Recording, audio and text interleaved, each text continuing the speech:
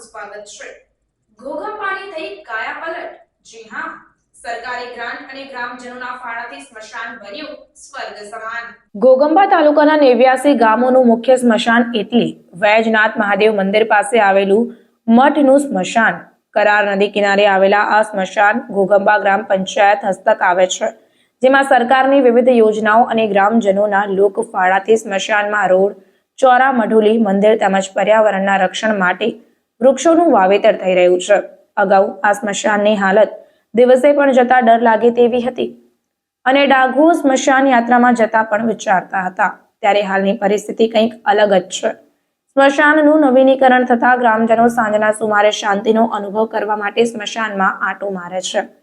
ગ્રામ પંચાયત, સ્થાનિક રાજકીય આગેવાનો અને ગ્રામજનોના સાથ સહકારથી લાખોના ખર્ચે સ્મશાનને ઘોઘંબાના પ્રવાસન સ્થળ જેવું બનાવી દેવામાં આવ્યું છે।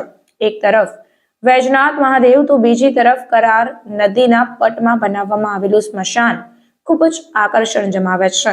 જીવતા માણસને પણ મરવાનું મન થાય તેવી સુંદરતા અહીં દેખાઈ રહી છે। અત્રે ઉલ્લેખનીય છે કે જામનગરનું સ્મશાન ગુજરાતના પ્રથમ ક્રમે છે, ત્યારે કાયાપલટ બાદ ઘોઘંબાનું સ્મશાન પણ સ્વર્ગથી ઓછું નથી।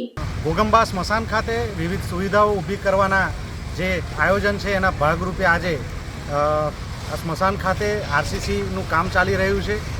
આ જે પરિસર છે, પરિસરમાં ગંદકી ન થાય, ઝાડી ઝાકરા ના ઉગે અને સ્વચ્છ રહે એ માટે આજે આરસીસીની વ્યવસ્થા ઊભી થઈ છે। આવનારા સમયમાં બીજી પણ જે સુવિધાઓ ઊભી કરવાની છે તેના માટેના કાર્યક્રમ શરૂ છે।